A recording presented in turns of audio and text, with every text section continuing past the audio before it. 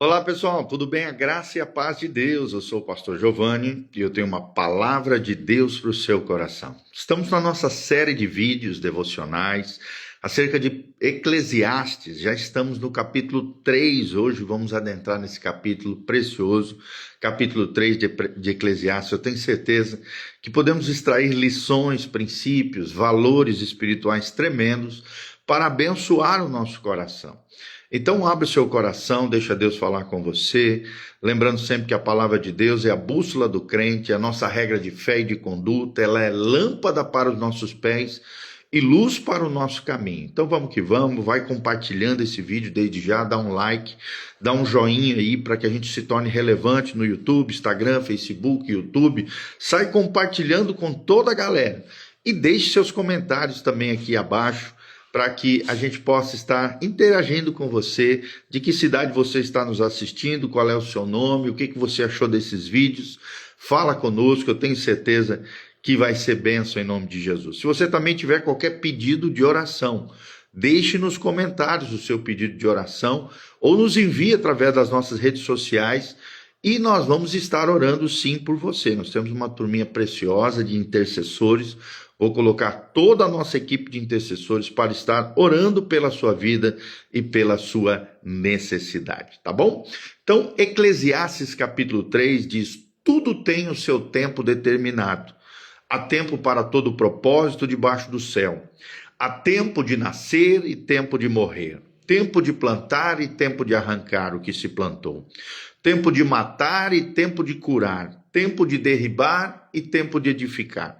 Tempo de chorar e tempo de rir, tempo de prantear e tempo de saltar de alegria, tempo de espalhar pedras e tempo de ajuntar pedras, tempo de abraçar e tempo de afastar-se de abraçar, tempo de buscar e tempo de perder, tempo de guardar e tempo de deitar fora, tempo de rasgar e tempo de coser, tempo de estar calado e tempo de falar, tempo de amar e tempo de aborrecer, tempo de guerra e tempo de paz. Versículo 9, que proveito tem o trabalhador naquilo com que se afadiga? Viu o trabalho que Deus impôs aos filhos dos homens, para com ele os afligir. Tudo fez Deus formoso no seu devido tempo, também pôs a eternidade no coração do homem, sem que este possa descobrir as obras que Deus fez, desde o princípio até o fim. Sei que nada melhor para o homem do que regozijar-se e levar a vida regaladamente. E também que é dom de Deus que possa o homem comer, beber e desfrutar o bem de todo o seu trabalho. Sei que tudo quanto Deus faz durará eternamente. Nada lhe pode acrescentar e nada lhe tirar. E isto faz Deus para que os homens temam diante dele. O que é, já foi. E o que há de ser também já foi. Deus fará renovar-se o que se passou. Vi ainda debaixo do sol que no lugar do juízo reinava a maldade, e no lugar da justiça a maldade ainda. Então disse comigo: Deus julgará o justo e o perverso, pois há tempo para todo propósito e para toda obra. Disse ainda comigo: é por causa dos filhos dos homens, para que Deus os prove. E eles vejam o que são em si mesmo como os animais, porque o que sucede aos filhos dos homens sucede aos animais. O mesmo lhe sucede, como morre um, assim morre o outro. Todos têm o mesmo fôlego de vida, e nenhuma vantagem tem o homem sobre os animais, porque tudo é vaidade. Todos vão para o mesmo lugar, todos procedem do pó, e ao pó tornarão. Quem sabe se o fôlego da vida dos filhos dos homens se dirigem para cima e o dos animais para baixo, para a terra? Pelo que vi, não haver coisa melhor do que alegrar-se o homem nas suas obras, porque essa é a sua recompensa. Quem o fará voltar para ver o que será depois dele? Versículo 22, tá? Então são 22 versículos, Eclesiastes capítulo 3. Mas que lições preciosas nós podemos aprender através do livro de Eclesiastes? É interessante que aqui vemos uma continuação no capítulo 3 da busca por sentido debaixo do sol, que é a grande indagação de Eclesiastes 1:3. E a resposta à pergunta é: que proveito tem o trabalhador naquilo que se afadiga? É a grande pergunta e também a resposta de Eclesiastes 3:9. O tema central aqui nesse capítulo é a soberania de Deus sobre o tempo e sobre a vida humana. Vou repetir: a soberania de Deus sobre o tempo e sobre a vida humana. A estrutura do capítulo se divide em 3 partes. Primeiro, o poema dos tempos determinados, de 1 a 8. Segundo, a eternidade no coração humano, de 9 a 15. Terceiro, a justiça divina e aparente injustiça terrena, de 16 ao 22. Então, o primeiro destaque é esse, o poema dos tempos determinados, de 1 a 8. Versículo 1 fala sobre, num primeiro momento, sobre a divina ordenação do tempo. Tudo tem o seu tempo determinado. Ou seja, Deus controla os ciclos da vida. Seja nascimento, morte, plantar, colher, tudo Deus controla os ciclos da vida. Aqui vemos uma aplicação pastoral. Reconhecer a soberania divina traz paz ao nosso coração diante das mudanças, dos ciclos, das estações que a vida nos impõe. Vemos também os 14 pares de contrastes, de 2 a 8. É uma espécie de abrangência aqui de experiências humanas fundamentais. Guerra, paz, chorar, rir, falar, calar. Então vemos 14 pares de contrastes aqui se referindo ao tempo. E aqui vemos um princípio hermenêutico. Cada evento tem o seu propósito no plano divino, mesmo quando esse é incompreensível para nós. Cada evento tem o seu propósito no plano divino. Uma ilustração disso é como as estações do ano, né? A vida tem fases necessárias, como as estações. Às vezes é inverno, às vezes é verão, às vezes é outono, às vezes é primavera. Pelo menos 4 estações bem definidas nós temos ao longo do ano, né? Tem países que não têm as 4 estações bem definidas, tem apenas 2, mas reconhecidamente, a maioria do globo terrestre tem 4 estações bem definidas: outono, inverno, primavera e verão. Uma resposta prática para isso nós vemos aqui no versículo 8b. O tempo de amar e o tempo de odiar. Aqui vemos uma advertência: não confundir resignação com passividade. Precisamos discernir o tempo de Deus em todas as coisas. É o que nos ensina Eclesiastes também 3:17. Segundo momento, vemos a eternidade no coração humano. É o segundo ponto, a segunda repartição, né? O segundo recorte desse texto do capítulo 3. Primeiro momento, vemos uma pergunta angustiante no versículo 9. Que proveito tem o trabalhador? E aqui nós vemos uma espécie de frustração por parte de Salomão. Ele achava que o trabalho, às vezes, parece fútil diante da caducidade da vida. Vemos, no segundo momento, o presente de Deus, a eternidade no coração. Tudo Deus fez formoso no seu devido tempo, também pôs a eternidade no coração do homem, diz o texto sagrado. E aqui vemos um grande paradoxo. O homem anseia pela eternidade, mas não a compreende plenamente. A aplicação existencial é: o vazio humano só se preenche em Deus, já dizia Agostinho, um dos pais da igreja, um dos patriarcas da fé cristã. Ele diz: fizesse-nos para ti, Senhor, fizesse-nos para ti. Ou seja, o vazio humano só se preenche em Deus, era o que dizia Agostinho, um dos grandes pais da igreja. A resposta à frustração nós vemos do 12 ao 15, versículos 12 ao 15. Sei que não há coisa melhor para o homem do que alegrar-se, versículo 12. Vemos aqui o contentamento como um dom divino, alegrar-se no trabalho e nas bênçãos cotidianas que Deus nos dá. Vemos também que Deus é eterno no versículo 14, as suas obras são perfeitas e imutáveis. Vemos aqui um princípio teológico: o tempo é pedagógico. Vou repetir: o tempo é pedagógico e Deus usa os ciclos da vida sempre para nos conduzir a Ele, é o que nós vemos no versículo 15.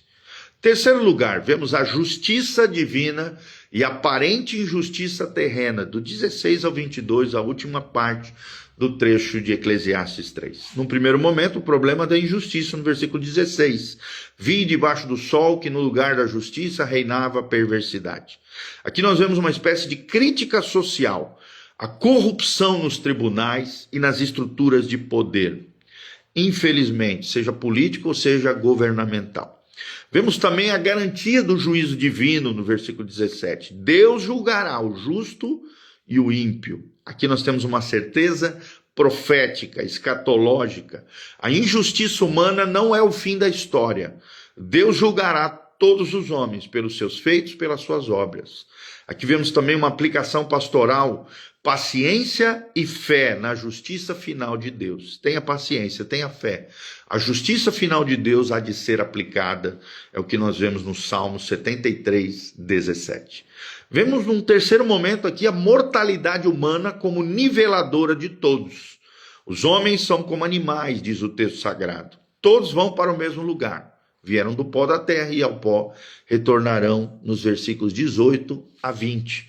Aqui vemos a limitação humana, né? A morte física iguala a todos, mas há sim diferença eterna. Vou repetir, a morte física iguala a todos, mas há diferença com relação ao destino eterno. Versículo 21 diz isso e Eclesiastes 12, 7 também nos faz lembrar isso. Vemos aqui também uma advertência. Não viver como se não houvesse amanhã, ou não se houvesse além. Existe sim além, existe uma prestação de contas que todos um dia terão que dar perante o Criador. 1 Coríntios 15, 32 fala sobre isso. Então, concluindo de forma prática o versículo 22, nós vemos nada melhor do que alegrar-se no trabalho. Vemos um foco no presente, desfrutar a vida como um dom de Deus, sem a ansiedade pelo futuro. Algumas conclusões aqui pastorais preciosas são os princípios imutáveis de Deus aqui. Primeiro, Deus rege o tempo. Nada é acidental, tudo tem um propósito divino, Romanos 8, 28. Vemos também a eternidade no coração. O homem foi feito para Deus, não apenas para debaixo do sol. Terceiro lugar, vemos a justiça futura. A aparente vitória do mal será julgada e no final o bem triunfará sobre o mal. E vemos algumas aplicações práticas aqui. Discernir os tempos, saber quando agir e quando esperar, Eclesiastes 3:7, viver com gratidão, contentar-se com os dons simples da vida, com os detalhes da vida e com aquilo que Deus tem nos abençoado, Eclesiastes 3:13, e temer a Deus, uma resposta sábia à soberania divina, Eclesiastes 3:14 e Eclesiastes 2:13. Então, Deus colocou aqui o relógio da eternidade em nosso coração. Por mais que tentamos ignorá-los, os seus ponteiros apontam sempre para o Criador. Amém? Então pense um pouquinho sobre essas perguntinhas que eu vou te fazer. Como discernir o tempo de Deus nas decisões importantes da minha vida? Como conciliar a existência da injustiça com relação à soberania de Deus? De que forma a consciência da eternidade impacta as minhas propriedades, as suas prioridades diárias? De que forma a consciência da eternidade impacta as suas prioridades diárias? Então, reflita um pouquinho sobre isso, pense um pouquinho sobre isso, e eu tenho certeza que isso pode ser transformador na sua vida. Amém? Dá um joinha, compartilhe esse link com outras pessoas, aperta aqui no aviãozinho, compartilhe no seu story, WhatsApp, Facebook, Instagram, nos ajude a chegar mais longe através desses vídeos. Aqui no link de descrição tem todas as informações do nosso ministério, o endereço da igreja, os dias de culto, as nossas mídias sociais, as informações de como você pode contribuir com esse ministério. Desde já nós agradecemos o carinho, o afeto, a generosidade dos irmãos. Que Deus os abençoe em nome de Jesus. Venha estar conosco também, Igreja Casa na Rocha, Dr. Camargo, 4555, aqui no centro de Umuarama, na Zona 2, no centro de Umuarama, Paraná. Estamos juntos aqui servindo a Deus, adorando a Deus, buscando ao Senhor em comunidade, como igreja, como povo de Deus.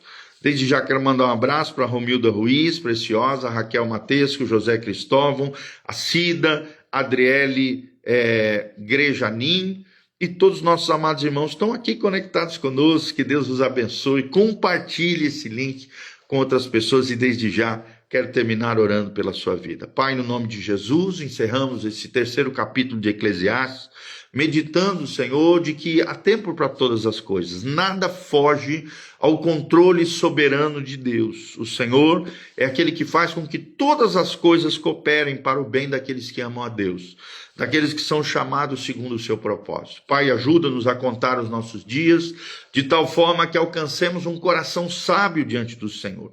Levanta aquele que está caído, cura o enfermo, sara o ferido, restaura o teu povo, aviva a tua obra, manifesta o teu poder, a tua unção sobre cada um deles, a tua presença palpável, poderosa, gloriosa, esteja tocando cada vida, transformando, restaurando, alinhando com o céu, salvando pessoas, Pai, e manifestando a tua graça, o teu poder e a tua unção sobre cada um deles, Senhor, que o teu Espírito Santo esteja tocando as recâmaras mais profundas da sua alma, do seu coração. É o que nós te pedimos, Senhor, de todo o coração, em o nome de Jesus. Amém, amém e amém. Grande abraço, Deus os abençoe. Beijão do pastor Giovanni e vem estar conosco. Louvado seja o nome do Senhor.